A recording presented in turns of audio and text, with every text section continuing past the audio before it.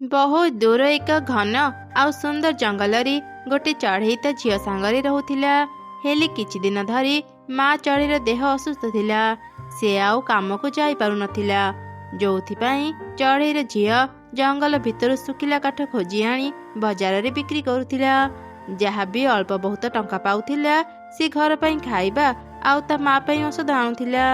एमिति आरे आज तो गोटे भी सुखिला काठ एठी नाही। सुखिला काठ बिक्री न कले मु घर पई खाइबा आउ माँ पई औषध केमिति किनिबी। मु जंगल रे आउ टिके भीतर को जाई देखे, सेठी हुए तो सुखिला काठ पाई जीबी। एमिति चिंता करी कुनी चढ़ी जंगल भीतर को गला। जंगल बहुत घन थिला। कुनी चढ़ी सुखिला काठ खोजुथिला। हठात से कांदिबार स्वर सुनिला। किए एमिति कांदुची? निश्चय किए विपदरे पड़िथिबा। मु थरी जाई देखे। एमिति चिंता करी से कांदिबार स्वर सुबुथिबा जागा को गला। सेठी से देखिला गोटे छोट बरीर डेणा मोड़ी ही जाइची। छोट परी जंत्रणा रे कांदुथिला। तुमे किए? आउ कौन हेची तुमर? ना मो पाखको आसनी, मोर किछि क्षति करनी। मते भय करनी, मु तुमको सहाय्य करिया पे एठाक आसीची। मो गोटे परी, मु झरणा देखिबाको आसीतिली। हठात पवनर बेग बढ़ी गला। मो गोटे पत्थर रे बाजी तळे पड़ी गली। मो डेणा भांगी जाइची, मु टिके भी हली पारुनी। कौन हेला? तुमे जणे परी? मु आगरु केबे परी देखि नथिली, केवल कहानी रे सुनिथिली। सतरे तुमे बहुत सुंदर। तुमे टिके धैर्य धर, मु एबे तुम डेणा रे औषधीय पत्र लगेई देबी, तुमको टिके आराम लागिबो। एमिति कही कुनी चढ़ई जंगल भीतर को गला। से औषध गछ चिन्ही थिला। से किछि औषधीय पत्र आनी ताकू बाटी परी डेणा रे लगेई देला। तापरे पाख झरणारू पानी आनी परी को पीबा को देला। किछि समय परी परी को भल लागिला। तुमको अनेक अनेक धन्यवाद। तुमे आज मोर जीवन बंचैलो, मो ना तारा। परी तुमे पूरा पूरी सुस्थ हेन। मो सांगरी मो घर को चल। मु आउ मो माँ छड़ा घरे केही भी नाहंती। तुमे सुस्थ हेबा जाए आम घरे रही पारिबो। परी भी ता कथारे राजी हेई गला। से कुनी चढ़ी सांगरी ता घर को गला। कुनी तार माँ को सब घटना कहिला। से दिन परठारु परी तांको घरे रहिला। परदिन कुनी चढ़ी सुखिला काठ बिक्री करी खाइबा आउ औषध नहीं घर को आसिला। से परी पाई भी मीठा फल आउ सुंदर सुंदर फूल आनी देउथिला। तारा कुनी को प्रतिदिन परी मानक अद्भुत कहानी कहूथिला। धीरे धीरे से माने बहुत भल सांग पालटी गले। किछि दिन रे ही परी तारा सुस्थ हेई गला। बहुत बहुत धन्यवाद सांग, तो पई मु आज सुस्थ हेई पारिली। मो माँ परी मानकर राणी, से तो कथा जानिले अनेक खुशी हेबे। सांग एबे निश्चय तू घर को चली जीबु ना? मोर तो कथा बहुत मने पड़िबो। हमर पुणी केबे देखा हेबो? मु शीघ्र तो पाख को देखा करबा को आसीबी सांग। तू मोर बहुत उपकार करिचु। एबे मो पाली। मु ठीक होला परी मो शक्ति भी फेरी आसिला। मु तते किछि देबा को चाहूची। एई ने एईटा जादुर पानी। तो माँ को ये पानी पीबा को देबो, से शीघ्र सुस्थ हेई जिबे। तो सत कहूचु सांग, मो माँ सुस्थ हेई जिबे। डाक्तर कहूथिले मो माँ आउ केबे सुस्थ हेई पारिबेनी। मु तोरी उपकार केबे भी भूलिबिनी। ठीक अछि सांग, मु एबे मो घर को जाउची। आसंता पूर्णिमा दिन मु पुणी तो सह देखा करबा को आसीबी। एमिति परी आउ चढ़ई छुआ कथा हेउथिले। दूर रे रही एक पिसची तांको जादुर आईना रे सेमानकु देखुथिला। अरे ये तो परी रानी रो झियो। मो शुणिथिली परी रानी अपेक्षा ता झियो पाखरे अनेक शक्ति अछि। मु एबे ही परी झियो को बंदी करिबी आउ तार सब शक्ति को नेई अनेक शक्तिशाली हे जिबी। परी तारा ता घर को फेरुथिला। हठात जोर जोरे पवन बहिला। से ठीक रे उड़ी पारु नथिला। से पिंधिथिबा सुना मुकुट खसी पड़िला। सेही सुजोग रे पिशाची ताकू बंदी करि नेला। बंचो, केही मते सहाय्य कर। परी एपरी चित्कार करुथिला। तार पाटी शुणी चढ़ी छुआ बाहर को आसिला। से तार सांग को विपद रे पड़िथिबार देखिला। अरे ଇଏ ତ ମୋ ସାଙ୍ଗ ତାରା। କିଏ ତାକୁ ଏମିତି ବନ୍ଦୀ କରିଛି? ମୁଁ ନିଶ୍ଚୟ ତାକୁ ରକ୍ଷା କରିବି। ଭୟ କରନି ତାରା, ମୁଁ ଏବେ ତ ପାଖକୁ ଯାଉଛି। ଏମିତି ଚିନ୍ତା କରି ଚଢ଼େଇ ଛୁଆ ପରି ପଛେ ପଛେ ଗଲା। ସେପଟେ ପରିରାଣୀ ବି ତା ଝିଅକୁ ଖୋଜୁଥିଲା। ଆରେ ଏଇଟା ତ ମୋ ଝିଅର ସୁନା ମୁକୁଟ। ମୋ ଝିଅର ସୁନା ମୁକୁଟ ଏଠି ପଡ଼ିଛି ମାନେ ମୋ ଝିଅ ବିପଦରେ ଅଛି। ସୁନା ମୁକୁଟ, ମତେ ଏବେ ହିଁ ଦେଖା, ମୋ ଝିଅ ସହ କ'ଣ ହେଇଥିଲା। ପିଶାଚି ପରି ତାରାକୁ ନେଇ ତା ଗୁମ୍ଫାକୁ ଗଲା। ତାଙ୍କ ପଛେ ପଛେ କୁନି ଚଢ଼େଇ ବି ସେଠାରେ ପହଞ୍ଚିଗଲା। ଦୁଷ୍ଟ ପିଶାଚି, ଛାଡ଼ିଦେ ମତେ, ତୋ ଇଚ୍ଛା କେବେ ପୂରା ହେବନି। ଯିଏ ଥରେ ମୋ ପାଖରେ ବନ୍ଦୀ ହେଇ ରୁହେ ସେ ଆଉ କେବେ ବି ଘରକୁ ଫେରି ପାରେନି। ଦୁଷ୍ଟ ପିଶାଚି, ଛାଡ଼ିଦେ ମୋ ସାଙ୍ଗକୁ। ତୁ ଜମା ବି ଡରନି ସାଙ୍ଗ, ମୁଁ ଆସିଯାଇଛି। ତୁ ଗୋଟେ ସାମାନ୍ୟ ପକ୍ଷୀ ହେଇ ମୋ ସହ ଲଢ଼େଇ କରିବାକୁ ଆସିଛୁ। ତୁ ମୋର କିଛି କ୍ଷତି କରିପାରିବୁନି। ପିଶାଚି ତା ଶକ୍ତିରେ ଚଢ଼େଇ ଛୁଆକୁ ଦୂରକୁ ଫିଙ୍ଗିଦେଲା। ଏ ସବୁ ଘଟଣା ମା ପରି ଦେଖୁଥିଲା। ସେ ଶୀଘ୍ର ପିଶାଚିର ଗୁମ୍ଫାକୁ ଗଲା ଆଉ ତା ଶକ୍ତିରେ ପିଶାଚିକୁ ବନ୍ଦୀ କରିନେଲା। ସେତେବେଳେ କୁନି ଚଢ଼େଇ ତାରାକୁ ମୁକ୍ତ କଲା। ପିଶାଚି, ତୁ ନିଜ ଶକ୍ତିର ବହୁତ ଅପବ୍ୟବହାର କରିସାରିଲଣି। ସମସ୍ତଙ୍କୁ ତୁ ଅନେକ କଷ୍ଟ ଦେଇଛୁ। ଏବେ ମୁଁ ତତେ ଏମିତି ଏକ ଦୂର ଜାଗାକୁ ପଠେଇଦେବି ଯୋଉ ଜାଗାରେ ତୁ କାହାର କିଛି କ୍ଷତି କରିପାରିବୁନି। ପିଶାଚି ପରିରାଣୀର କିଛି କ୍ଷତି କରିପାରିଲାନି। ପରିରାଣୀ ତାକୁ ଦୂର ଏକ ଅନ୍ଧାର ସୁନସାନ ଜାଗାରେ ବନ୍ଦୀ କରିଦେଲା। ମୁଁ ତମମାନଙ୍କ ବିଷୟରେ ସବୁ ଜାଣିଛି। ବହୁତ ବହୁତ ଧନ୍ୟବାଦ ଚଢ଼େଇ ଛୁଆ। ତୁ ମୋ ଝିଅକୁ ଅନେକ ଥର ସାହାଯ୍ୟ କରିଛୁ। ତୁ ବହୁତ ସାହସୀ।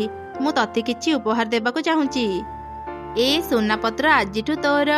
ତୁ ଏ ସୁନାପତ୍ରକୁ ଯାହା ବି ମାଗିବୁ ସେ ତତେ ସବୁ ଦେବ। ତା ସହ ତୋର ରକ୍ଷା ବି କରିବ। ମା ତାରା, ଏବେ ଆମେ ଘରକୁ ଯିବା। ସାଙ୍ଗ, ମୁଁ ଏବେ ଯାଉଛି। ପୂର୍ଣ୍ଣିମା ଦିନ ମୁଁ ତୋ ସହ ଦେଖା କରିବାକୁ ଆସିବି। ଠିକ ଅଛି ସାଙ୍ଗ, ମୁଁ ତତେ ଅପେକ୍ଷା କରି ରହିବି।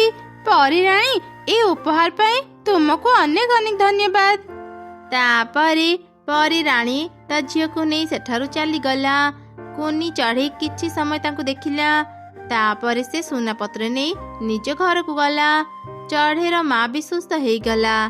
ସେମାନେ ସୁନାପତ୍ରକୁ ଯାହା ବି ମାଗୁଥିଲେ ସେ ତାଙ୍କୁ ସବୁ ଦେଉଥିଲା। ଏମିତି ଧୀରେ ଧୀରେ ତାଙ୍କର ସବୁ ଅଭାବ ଦୂର ହେଲା। ପ୍ରତି ପୂର୍ଣ୍ଣିମା ଦିନ ପରି ତାରା ଜଙ୍ଗଲକୁ ଆସି ତା ସାଙ୍ଗ ସହ ଦେଖା କରୁଥିଲା। ସେ ଦୁଇ ସାଙ୍ଗ ଖୁବ ମଜା କରୁଥିଲେ। ସାଙ୍ଗ ହେଇ ଖାଉଥିଲେ, ଖେଳୁଥିଲେ ଆଉ ଜଙ୍ଗଲରେ ବୁଲୁଥିଲେ। ପକ୍ଷୀ ମାନଙ୍କର ରାଜା ଥିଲା ଚିଲ। ରାଜା ଚିଲ ଘରେ ଏକ ମା ଚଢ଼େଇ ରୋଷିଆ ଥିଲା। ମା ଚଢ଼େଇର ଝିଅ ଆଉ ରାଜା ଚିଲର ଝିଅ ଖୁବ ଭଲ ସାଙ୍ଗ ଥିଲେ। ସେମାନେ ଏକା ସାଙ୍ଗରେ ଖେଳୁଥିଲେ ଆଉ ବୁଲୁଥିଲେ। ଦିନେ ରାଜା ଝିଅର ଜନ୍ମଦିନ ଥିଲା। ଚିଲ ରାଜାର ସ୍ତ୍ରୀ ମା ଚଢ଼େଇକୁ ଡାକି କହିଲା, ଆରେ ରିନୁ, କାଲି ଆମ ଝିଅ ରୋଜିର ଜନ୍ମଦିନ। ମୁଁ ଏକ ଭୋଜିର ଆୟୋଜନ କରିଛି। ଆଖପାଖର ଅନେକ ଚଢ଼େଇ ଆମ ରାଜପ୍ରାସାଦକୁ ଆସିବେ। ତୁ ସମସ୍ତଙ୍କ ପାଇଁ ଭଲ ଭଲ ଖାଇବା ରୋଷେଇ କରିବୁ। ଯାହା ଯାହା ବି ଦରକାର ହେବ ମତେ କହିବୁ। ରାଣୀ ମା, ଆପଣ ଚିନ୍ତା କରନ୍ତୁନି, ମୁଁ ସମସ୍ତଙ୍କ ପାଇଁ ଭଲ ଭଲ ଖାଇବା ରୋଷେଇ କରିଦେବି। ଆଚ୍ଛା ଠିକ ଅଛି, ଏବେ ତୁ ଯା, ନିଜ କାମ କରିବୁ। ମିଲି, ଏ ମିଲି, ତୁ ଘରେ ଅଛୁ ନା? ଆରେ ରୋଜି, ତୁ କେତେବେଳେ ଆସିଲୁ?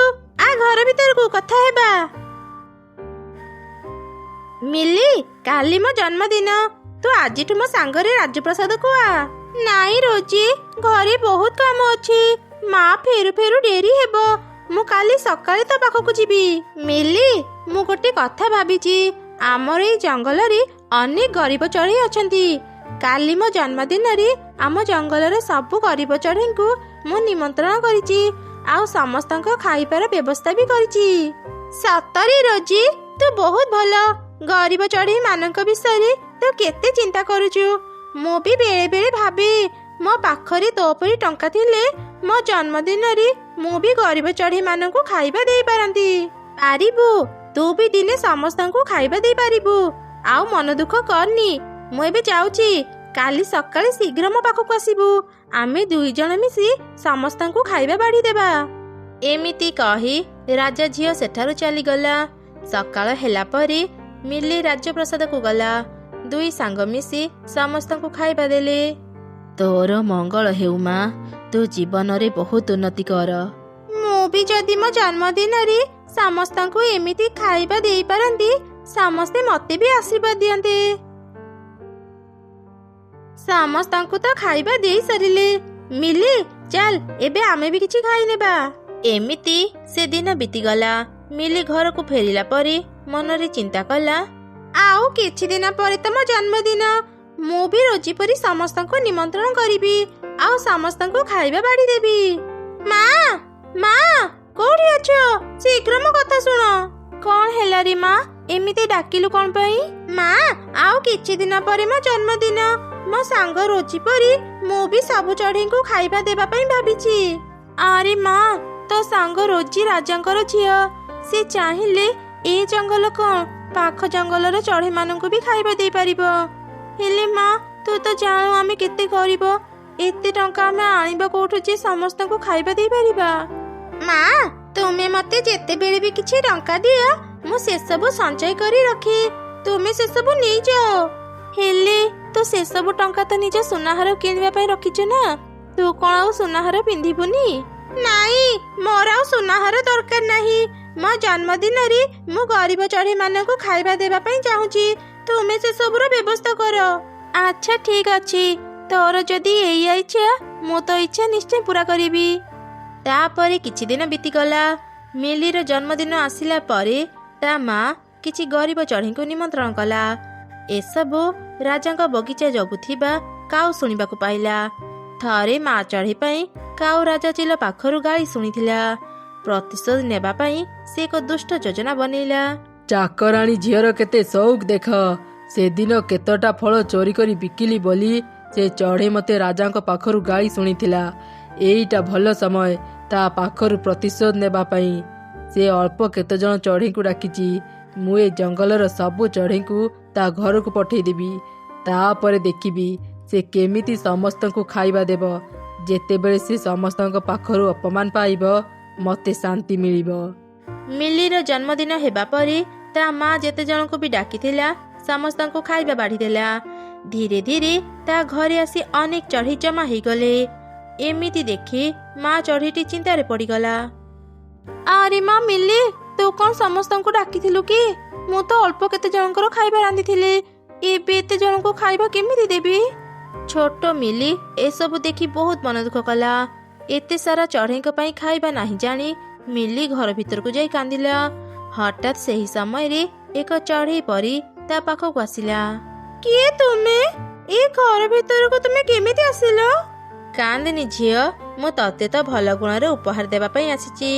ମୁଁ ଏ ଜଙ୍ଗଲର ପରି, ମୁଁ ସମସ୍ତଙ୍କ କଥା ଜାଣେ। ତତେ ବିପଦରେ ଦେଖି ସାହାଯ୍ୟ କରିବା ପାଇଁ ମୁଁ ତ ପାଖକୁ ଆସିଛି। ଏଇ ଯାଦୁର ହାଣ୍ଡି ନେ। ତୁ ଯାହା ବି ଖାଇବା ମାଗିବୁ, ଏ ହାଣ୍ଡି ତତେ ସବୁ ଦେବ। ତୁ ଏଇ ଜଙ୍ଗଲ କଣ, ଆଖପାଖ ସବୁ ଜଙ୍ଗଲର ଚଢ଼େଇମାନଙ୍କୁ ଖାଇବା ଖୁଆଇ ପାରିବୁ। ଏମିତି କହି ଚଢ଼େଇ ପରି ସେଠାରୁ ଚାଲିଗଲା। ଯାଦୁର ହାଣ୍ଡିକୁ ମିଲି ଅନେକ ଗୁଡ଼ିଏ ଖାଇବା ମାଗିଲା। ଯାଦୁର ହାଣ୍ଡି ତାକୁ ଅନେକ ସାରା ଖାଇବା ଦେଲା। ସେତେବେଳେ ମା ଚଢ଼େଇ ବି ଘର ଭିତରକୁ ଆସିଲା। ଏତେ ସାରା ଖାଇବା ଏଠାକୁ କେମିତି ଆସିଲା ରେ ମା? ମା, ଯେତେବେଳେ ମୁଁ ଦେଖିଲି ଖାଇବା ସରିଗଲା, ଆଉ କାହାକୁ ବି ଖାଇବା ଦେଇପାରିବାନି ଭାବି ମୁଁ ଘର ଭିତରେ ବହୁତ କାନ୍ଦୁଥିଲି। ସେତେବେଳେ ଜଣେ ଚଢ଼େଇ ପରି ମୋ ପାଖକୁ ଆସିଲେ, ଆଉ ମତେ ଏଇ ଯାଦୁର ହାଣ୍ଡି ଦେଲେ। ଏଇ ଯାଦୁର ହାଣ୍ଡି ଏତେ ସାରା ଖାଇବା ଦେଇଛି। ଯାହା ହେଉ ମା, ସେ ଚଢ଼େଇ ପରୀଙ୍କୁ ବହୁତ ବହୁତ ଧନ୍ୟବାଦ। ଆଜି ତାଙ୍କ ପାଇଁ ଆମେ ସମସ୍ତଙ୍କ ପାଖରୁ ଅପମାନ ପାଇବାରୁ ବଞ୍ଚିଗଲେ। ଚାଲ ଚାଲ ମା, ଡେରି ହେଲାଣି, ସମସ୍ତଙ୍କୁ ଆଗ ଖାଇବା ବାଢିଦେବା। ତାପରେ ସେ ମା ଝିଅ ମିଶି ସବୁ ଚଢ଼େଇଙ୍କୁ ଖାଇବା ଦେଲେ। ଖାଇବା ସରିଲା ପରେ ସମସ୍ତେ ମିଲିକୁ ଆଶୀର୍ବାଦ ଦେଇ ସେଠାରୁ ଚାଲିଗଲେ। ସେଦିନ ପରଠାରୁ ମିଲି ତା ଯାଦୁର ହାଣ୍ଡି ସାହାଯ୍ୟରେ ସବୁ ଗରିବ ଚଢ଼େଇଙ୍କୁ ଖାଇବା ଦେଉଥିଲା।